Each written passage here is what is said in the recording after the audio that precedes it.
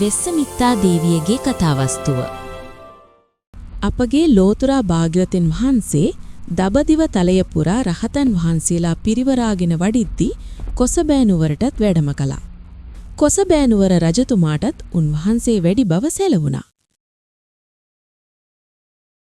දේවිය බුදුරජාණන් වහන්සේ කොසබෑනුවරට වැඩම කළ බව මට සැලවුවා.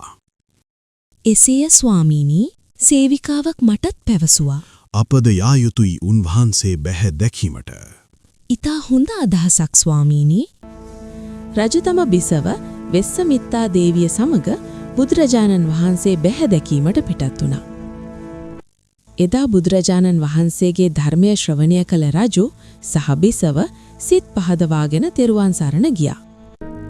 ඉන්පසු සෑනදාම දේවිය උතුම් තිසරණ මෙනෙහි කරමින් බුද්ධානුස්සතියේ යෙදුණා. මේ අතර ඈත නුවරක රජ කරන දරුණු රජෙක් කොසබෑනුවර ආක්‍රමණය කරන්න පැමිණුණා.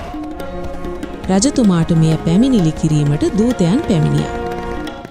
දේවයන් වහන්සේ පණිවිඩකරුවන් දෙදෙනෙක් පැමිණ සිටි. ඔබ වහන්සේ බැහැ දැකීමට. කැඳවාගෙන එනු.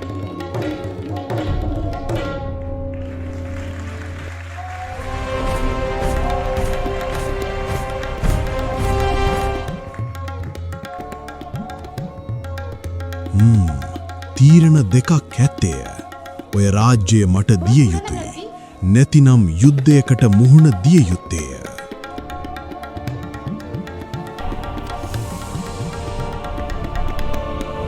එඹල දූතයිනි, තොපගේ රජුට කියව මා සමග යුද්ධ වැදෙන්නට කියා. මා සතු දේශය කවරදාකවත් මා පණ පිටින් සිටියුදී තොපට ගන්න ඉඩ තියන්නේ නැහැ. මහා ඇමති වහාම සේනා සංවිධානය කරනු.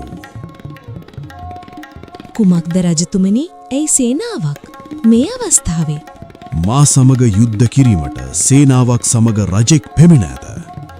ඉතින් මාත් යුද්ධයට යා යුතුයි දේවිය. අනේ ස්වාමීනි, කුමක්ද අපට මේ වෙන්න යන්නේ? රාජ්‍ය පාලනය එහෙම තමයි දේවිය. අපි සත්‍යයට මුහුණ දිය යුතුයි.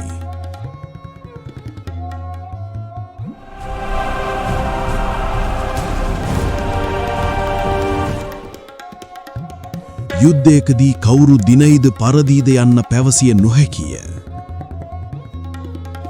බැරි වෙලාවත් මා පැරදුනහොත් රන්වන් පැහැති විශාල පතාකයක් ඔසවාගෙන යුද්ධය ඉදිරියට යයි. එවිට දේවිය හැකි ඉක්මනින් කොසබෑ නුවරට පලා යන්න.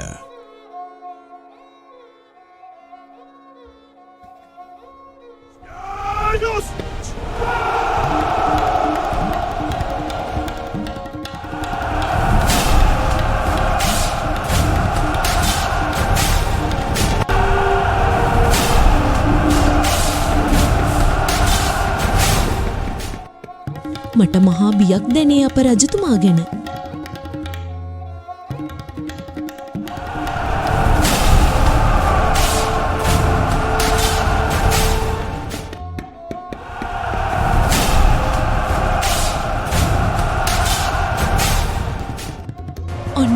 අනේ අපේ රජතුමා පැරදිලා.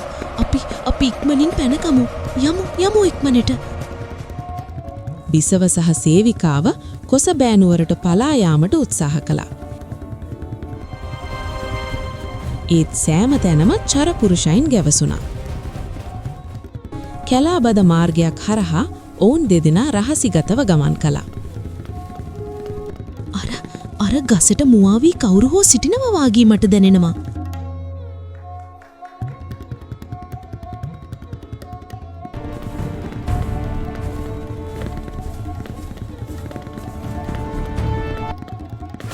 ඒ සැනින් රාජපුරුෂයින් ඔවුන්ව වට කළා.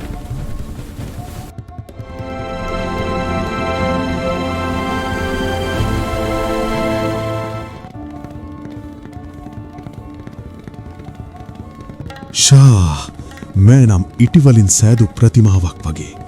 මෙතරම් මනස්කාන්තරුවක් මා මීට පෙර දැක නැහැ. දිව්‍යාංගනාවක් වගේ ඔබ නම් දේවිය. දැන් කල්ගත කිරීමට අවශ්‍ය නැහැ. ඔව්, දැන්ම වහාම පුරෝහිතයන් කැඳවනු. කොසබෑනුවර රාජ්‍යයට මාගේ අභිෂේක මංගල්‍ය සූදානම් කරනු. දැන් ඔබ මාගේ අග්‍ර මහේෂිකාවිය දේවිය.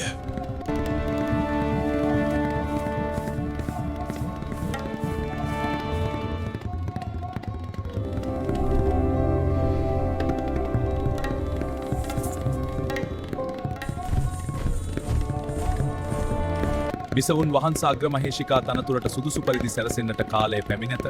මට මොන අභිෂේක මංගල්‍යයක්ද? වහාම මෙතනින් පිටවෙනු. දේවිය ඇමතිවරුන් පන්නගත්තා. ඔවුන් රජතුමාට ඒ බව සැලකලා. එයින් කිපුණ රජු නැවත දේවිය තමන් ළඟට කැඳවුවා.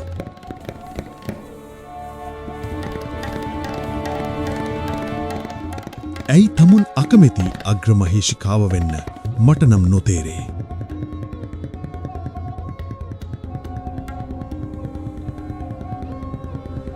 දේවයන් වහන්ස, මාගේ අභිෂේක මංගල්‍යයට අකමැති ඇයිද යන්න අසනු මැනවී. මාගේ ජීවිතයට සියලුම ආශ්චර්යයන් ගෙන ආවේ ස්වාමී කොසබෑ රජතුමායි. මා අග්‍රමහේෂිකාව කර මාව ආරක්ෂා කළේ ඔහුගේ හදවත වගේ. මාගේ සදාදර ස්වාමිය සිහි කරන මේ මොහොතේ මගේ හදවතත් කයත් වියෝග ශෝක ගින්නෙන් දැවෙනවා.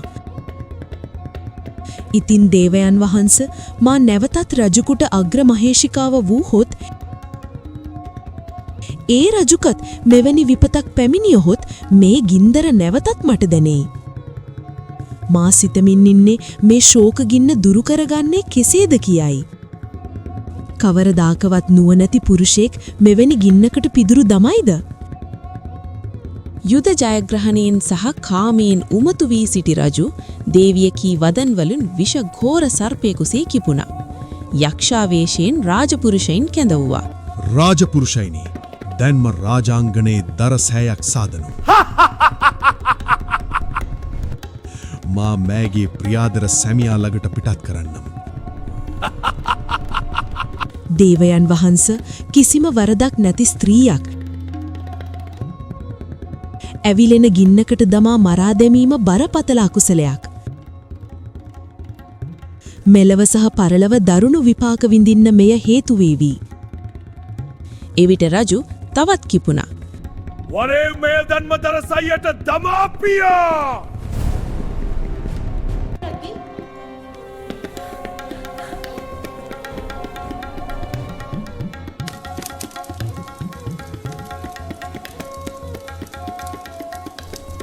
දේවිය සිතින් යමක් මෙනෙහි කළා.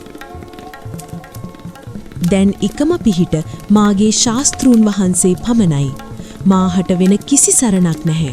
දැන් මා ඒකාන්තයෙන්ම බුදුරජාණන් වහන්සේ සරණ යමි. මට තිසරණ සරණ ලැබේවා.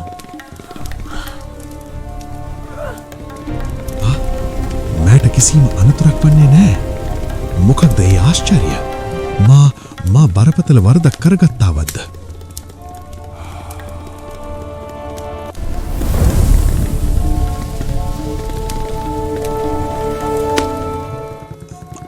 අනේ පින්වත් දේවිය, මට සමාවෙන්න. මොකක්ද ඒ සිදු ආශ්චර්ය? මේ ලෝකයේ දුකකට, භීතියකට, විපතකට පත් සත්වයින්ට ලෞතුරා බුදුරජාණන් වහන්සේ සරණ යාම හැර වෙන පිහිටක් නැහැ. මාහට එසේ සිදු වූයේ ත්‍රිවිධ රත්නයේ හාස්ක්‍රමිනුයි. ඉන්පසු රජතුමා තමා කල වැරදි ගැන පසුතැවුණා. දේවියගෙන් සමාවායජ සිටියා. අවසානයේ රජතුමා තෙරුවන් සරණ ගියා.